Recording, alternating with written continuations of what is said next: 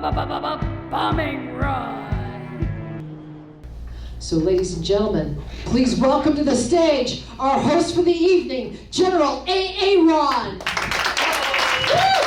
Hello, Agent X. For our next comedy competition, next comedy combatants, get to battle stations. Paging Patrick Bean. Jeffery Morrel and Jing Kwon, please get to battle stations along the side of the stage. Yes, we're going to have 3 more comedians, give them 5-minute sets, and we're going to have a lot of fun listening to them. Because when you get out of here, you're just going to laugh your butt off, and then you're going to have to go find it. General Aaron. Yes. At this time, I think we ought to do an intelligence brief over who our celebrity judges are for tonight. From the House of Comedy, Not So Black and White, and from Improv Mania's The Breakout Show. Ladies and gentlemen, put your hands together for Miss Tara Shakespear.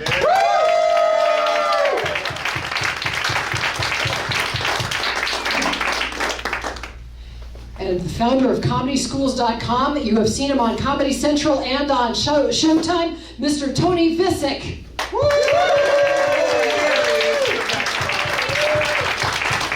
Thank you. We're accepting money back here.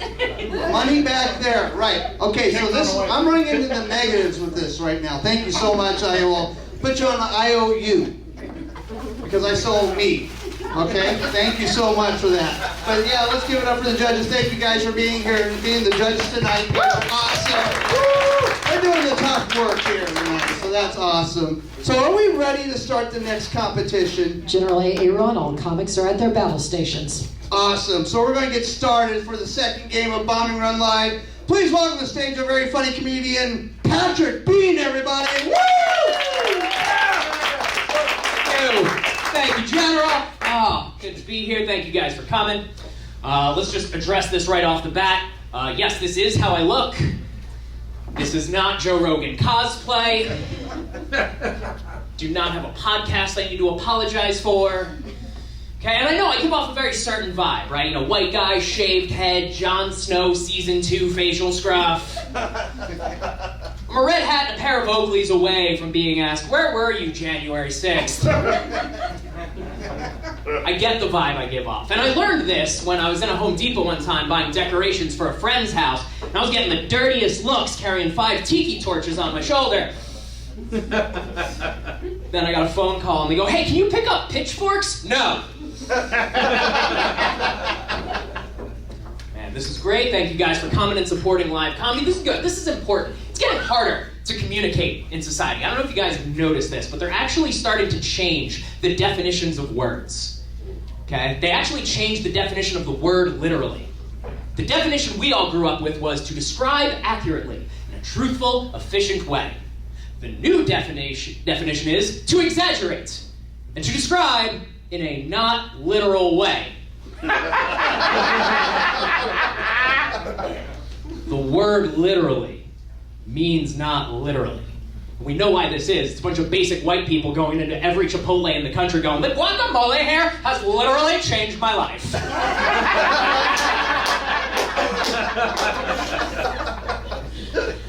If you misuse that word like that, I hope the guacamole did change your life. I hope it gave you chronic food poisoning. Literally. But I'm originally from New Jersey. I got one guy go, That's why I moved. But I do miss a couple things about Jersey. What I really miss are my nephews. Right? They're cool. You know, they're really cool kids, or at least they were kids. Now they're teenagers, but I have memories of them being little, and they always wanted to play video games. I remember my oldest nephew came up to me one time, and he's like, hey, Uncle Pat, let's play this game on my phone. It's called Plague Inc. What is that? It's Plague Incorporated. This is pre-pandemic, by the way. He goes, here's what we do. We're going to make this super virus, and we're going to make it spread all over the world. And we're going to make it, able to be spread through airline travel and airborne pollutants, and when governments fall and society collapses and every human on Earth is dead, we win! That's a game now. That's a game. Call me old school, but whatever happened to, like, chutes and ladders? What happened to you start in this corner of a piece of cardboard? And when you get to this corner of a piece of cardboard, then you win. What about games that are educational, right? You know, like Monopoly, right? Teaches you real estate investment and that there's no honesty in business. Your friend doesn't care that you're staying at his hotel in Boardwalk and you're broke. Aw, too bad, so sad, pay up. What about the game of life? Game of life, that is an important game with lots of valuable lessons. Like, whether you go to college or not, it doesn't really matter. Right? Probably gonna have a couple kids along the way you were not planning on. Or what about the most important game of all? Don't Wake Daddy. Round of applause, who remembers Don't Wake Daddy? Yeah. Yeah. That is a very important game, okay? Your father wakes up at 5 o'clock in the morning every day to go to the job he hates. He needs 3 cups of coffee and maybe 2 shots of Jack Daniels to get through the day. If you're gonna be up in the middle of the night, moving around, don't wake Daddy. Now here's the problem. My parents didn't get me this game. They wanted me to use my imagination. Joke's on them, because I'm up here doing this.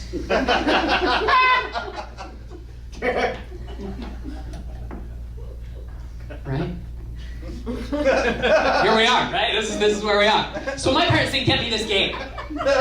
I had to make up my own games. This is where the creativity came. So I came up with a game called Pop the Bubble Wrap with a Hammer at 11 o'clock at night. Yeah, my dad woke up. I lost. Guys, I'm Patrick B. Thank you for coming out to support live comedy.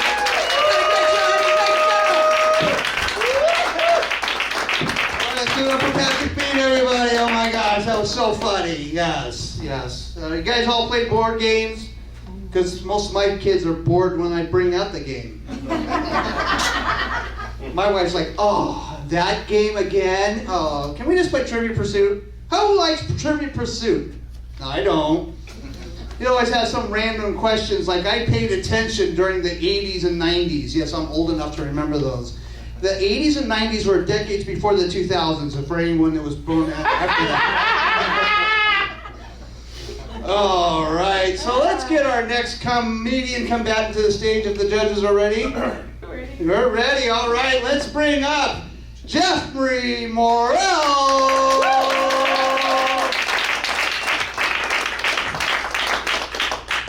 I asked him to roll the R's, but he couldn't do it. He's not spicy enough. That's the problem. What's going on? You guys look cool. You guys look nice, and look like you guys have soap in your dishwasher. You know? I asked my brother before I came here. I was like, what do I look like? And he didn't say like I look nice or I look dapper. He said I look like if the Taliban worked at Foot Locker. I took off that bomber jacket right away. Oh, man. I'm actually from Alaska. Anyone ever been there? No, it's a great place to commit suicide, I'll tell you that. It's like, the main thing is like, you can play hide and seek in Alaska and no one will seek you out because it's like the chupacabras just eat everyone out there. Like my friends would be like, yeah, my dad went to go get milk and never came back. And I'm like, are you sure you just didn't get lost? It's fucking dark and it's 3 p.m. Yeah, I think coming from Alaska, I'm actually the blackest person from Alaska. And I hold that with merit. And I don't even know the electric slides. I don't even know how much that counts, All right, let's go. The one black person in the crowd got the joke. Let's go. Let's go. Hey. That's a demographic joke. All right. But I don't know. I think moving on, since I look like so many people, I'm actually like, I feel like people are racist, but they're not like overtly racist. Like they'll say like, I have a black friend, and then I'm actually the black friend. Lies.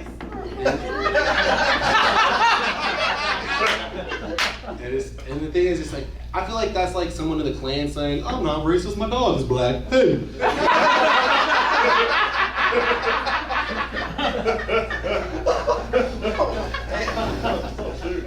It's weird, man. I feel like since I was married and I got divorced recently, and now instead of being like, I'm sad about this, I'm actually want to get married 6 times, so I gotta have 6 friends like Michael Jordan. So,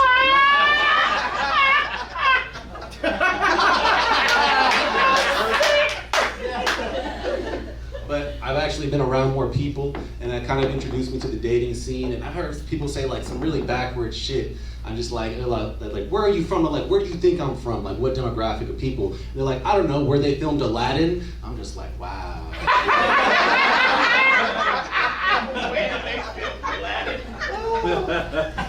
There's a bunch of other racist shit, but I don't have a pun for it or like a punchline, so I'm not gonna say it on stage. But no, I was like, going to Alaska, I think it's same country, different cultures. My first date was with an Alaskan Native girl, and it's different. I don't know anything about Native Americans except for those Eskimo kisses. You know about that? That's Gucci, Gucci, Gucci, like that shit right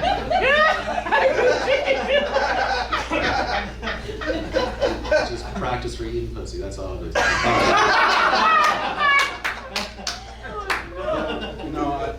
I asked my buddy, I was like, why do you give your girl so many Eskimo kisses? I want to know. And he said, Jeff, to be honest, the reason I do it so much is I want to make sure she's not stealing my cocaine. So, we are on the date. We're having a good time. I go in for the Eskimo kiss. All right, 1, she didn't do any cocaine. I know that from the Eskimo kiss. 2, she didn't like that shit at all. She actually gave me a headbutt. My nose is not supposed to be angled like this. I think it's just like a lot of. I met her family afterwards. We actually went on and had dates and shit like that. I met her family at a Walmart. Let me know which tax bracket she's in. Very disappointing. But they said, Jeff, we really like you. Do you want to go polar bear hunting with us? And I'm like, polar bear hunting? Shit. I came here for Pop-Tarts, but let's talk about it.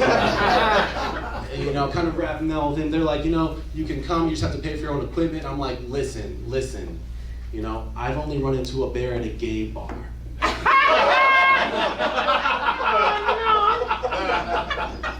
And I feel like if I run into a bear in real life, the situation will be the exact same. Both situations, I end up being a bottom. I'm Jeffrey. Thank you, guys. Jeffery Morrel, everybody. Oh my gosh. And I'm not taking him out in the forest. Or maybe I am, so I can get away from the bear. I think, Jeffrey, you're going with me. That's it. And I'm not going to Alaska either. I'm allergic to the cold. Yes, I am. And, he was talking about all that stuff. You know what? I was part of the solar eclipse. Hold on, guys. There you go. There. All right. Are judges ready for the next comedian combatant? All right. Let's welcome to the stage a very funny comedian. Please welcome Jing Kwon, everybody. Woo!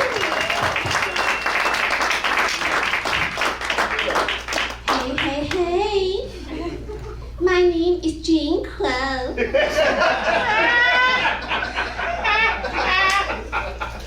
KWOH. Don't confuse my name with a radio station. And please don't confuse me with an anime character.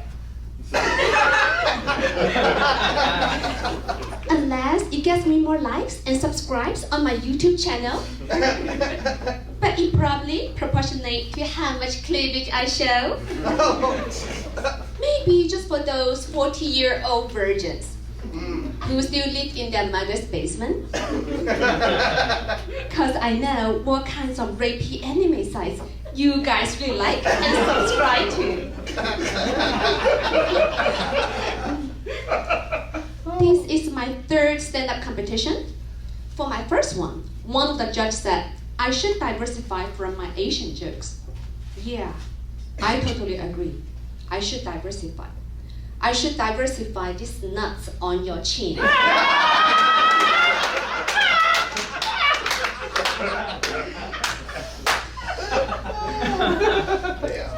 You see, English is not my first language. My mind gets stuck on new words, and I lost the whole conversation look like a hypnotized idiot. Whatever people said, I just replied, yes, yes, I totally agree with you. Actually, I totally had no idea what did they talk about. Now I understand what is meant by white noise.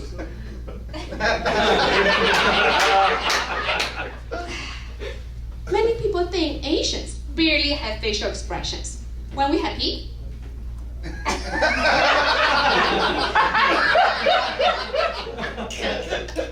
when we're in pain, when we're getting a prostate exam, when we're giving a prostate exam. We have the same freaking face. Or we just like the painful prostate exam. That's why you don't see us in the antidepressant lab. You won't tell if it worked. Anyway, the real truth is our English is so bad.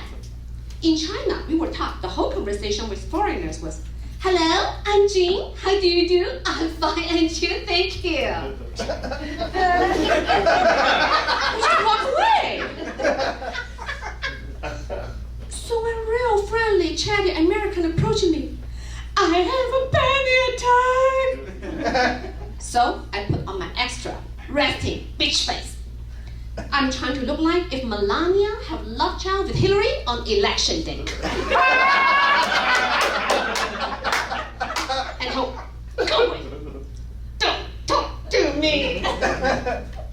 But there is always someone super chatty. I thought, oh no, and I read my script.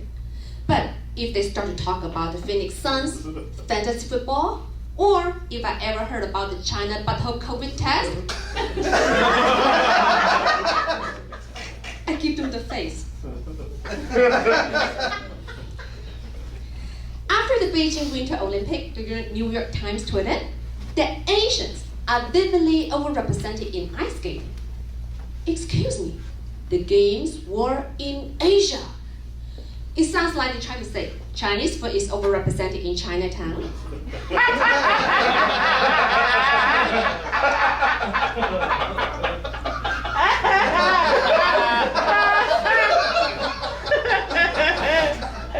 Sheep lovers are overrepresented in farmersonly.com.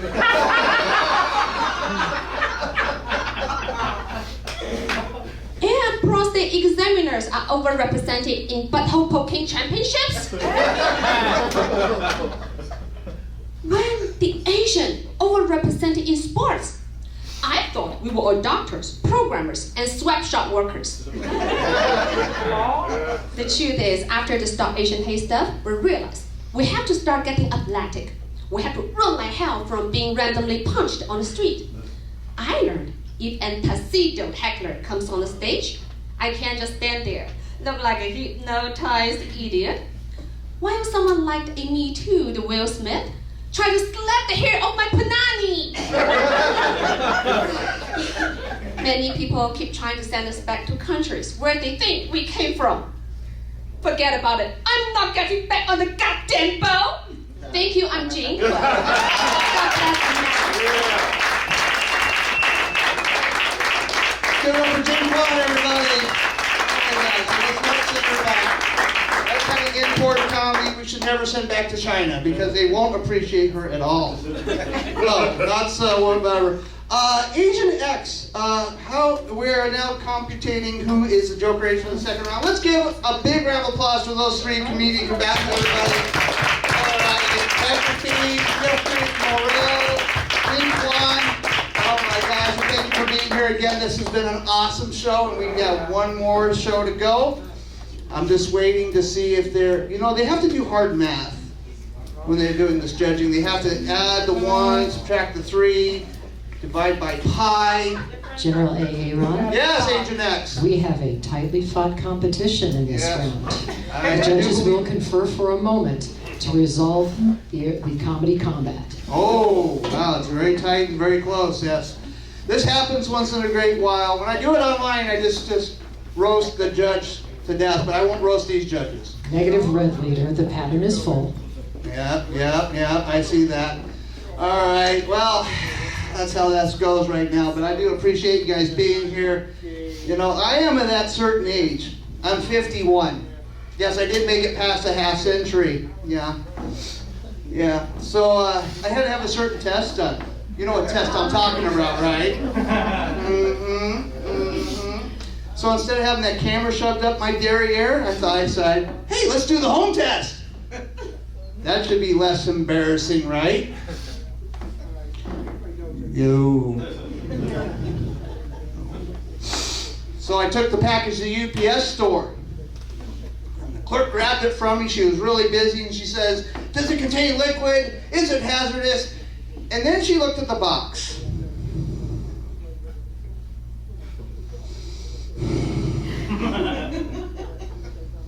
And then she looked at me. And she said, did you pack your crap right? I said, what could Brown do for you? Yeah. It's hard being old, and you know, as you get older, you have more problems. And I have sleep apnea. Yes, that's when you stop breathing while you're sleeping. And mine is caused by my pillow. When my wife puts it over my head. General Aaron. Yes. This is Agent X. Yes, Agent X. General, sir, for our next dog fight, we have had a comic declared not fit for combat. Oh. So we do have a replacement comic coming to the stage. Okay, ladies and gentlemen, yes, we will have one coming up, but the determination is being made at this time on round 2 of Bombing Run. Thank you so much. No, we're not having a commie. No commie for mommy. No. Oh my gosh, yeah. You know, with sleep apnea, I do have, I can take a nap without guilt. Except during rush hour traffic. Then I get looked at really badly. I thought my sex life was over with my wife, but I'm lucky she's into Batman cosplay.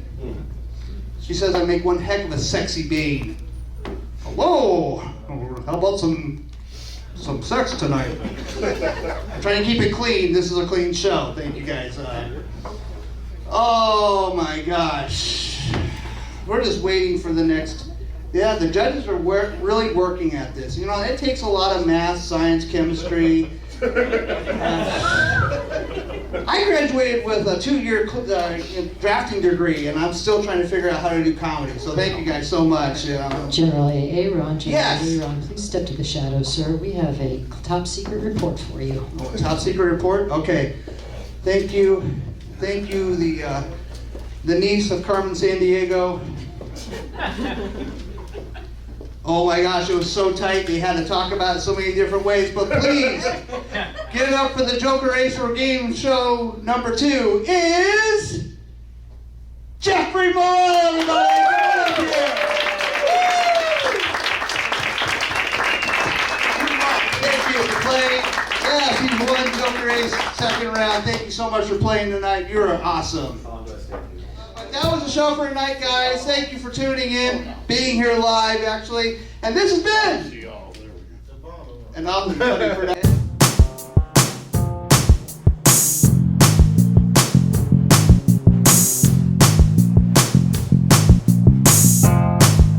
This has been an oddly funny production.